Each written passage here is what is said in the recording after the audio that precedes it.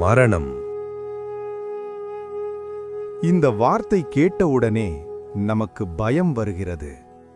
ஆனால் மரணத்திற்கு பிறகு என்ன நடக்கும் என்று நீங்கள் எப்போதாவது யோசித்திருக்கிறீர்களா? உயிர் உடலை விட்டு பிரிந்த பிறகு அது எங்கு செல்லும்? யார் அதை அழைத்துச் செல்கிறார்கள்? இவை எல்லாம் கதையல்ல, இது ஒரு உண்மை. கடவுள் விஷ்ணு தன் வாகனமான கருடனுக்கு கூறிய ரகசியமே கருட புராணம். இந்த பழமையான கிரந்தம் மனிதன் செய்யும் பாவங்களையும் அதன் விளைவுகளையும் மரணத்திற்கு பிறகு நடக்கும் உண்மைகளையும் வெளிப்படுத்துகிறது. இதை கேட்ட பிறகு நீங்கள் வாழ்க்கையை பார்க்கும் முறையே மாறிவிடும். இது ஒரு கதையல்ல, இது உங்கள் வருங்காலம். காட்சி 1. மரணம். ஒரு சாதாரண மனிதன் தன் வாழ்க்கையை சந்தோஷமும் கஷ்டமும் சேர்ந்து நடத்தி வந்தான். ஆனால் ஒரு நாள் அவன் உடல் பலவீனமடைந்து அவன் சுவாசம் மெதுவாக குறைந்தது. குடும்பத்தார் அவனை சுற்றி நிற்கிறார்கள். அவரது கையை பிடித்து அழுகின்றனர்.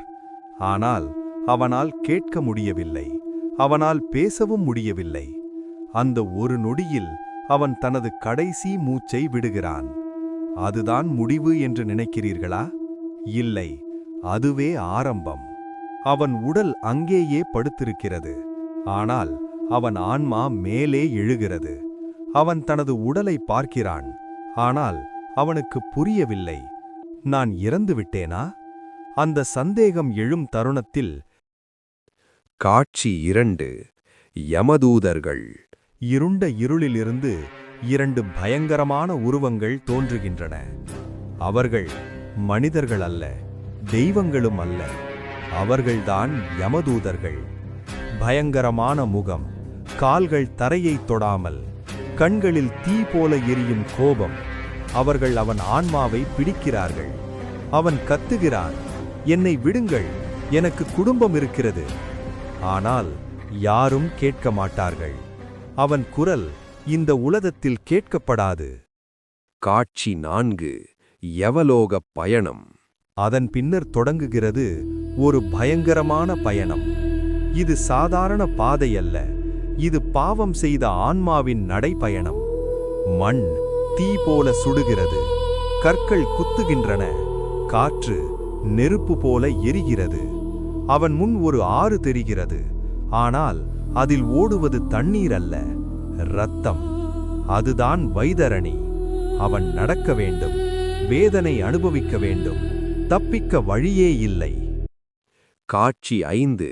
நரக தண்டனைகள். அவன் செய்த ஒவ்வொரு தவறுக்கும் இங்கே ஒரு தண்டனை இருக்கிறது. பொய் சொன்னால் நாக்கு வெட்டப்படும், கொள்ளையடித்தால் கைகள் வெட்டப்படும், பிறருக்கு தீங்கு செய்தால் அவன் அனுபவிக்கும் வேதனை அளவுக்கு மீறியதாக இருக்கும். சுடும் எண்ணெயில் விழுந்து அவன் அழுகிறான். எனக்கு இது தேவையா என்று கேட்கிறான். ஆனால் அதுதான் அவன் செய்த பாவத்தின் விளைவு. காட்சி 6. யமசபை.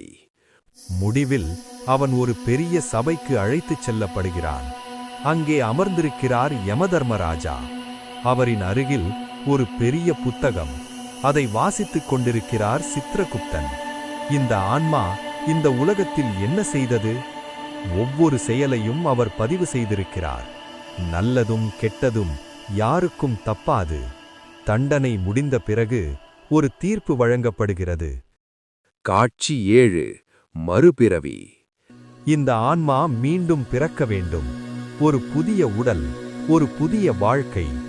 ஆனால் முந்தைய வாழ்க்கையின் நினைவுகள் மறந்துவிடும். முடிவுச் செய்தி. நீங்கள் இப்போது செய்யும் ஒவ்வொரு செயலுக்கும் ஒரு விளைவு உண்டு. நல்லதை செய்யுங்கள், தீமையை தவிருங்கள். ஏனெனில் மரணம் முடிவல்ல, அது உண்மையான ஆரம்பம். இது முடிவல்ல, இது ஒரு புராணத்தின் தொடக்கம். அடுத்த பகுதிகளில் கருட புராணம் என்றால் என்ன, அது ஏன் எழுதப்பட்டது, அதில் என்னென்ன கூறப்பட்டுள்ளது என்பதனை விரிவாக பார்க்கப் போகிறோம். நீங்களும் என்னைப் போலவே ஆர்வமாக இருப்பீர்கள் என்று நம்புகிறேன். மீண்டும் சந்திப்போம் கருட புராணத்தில்.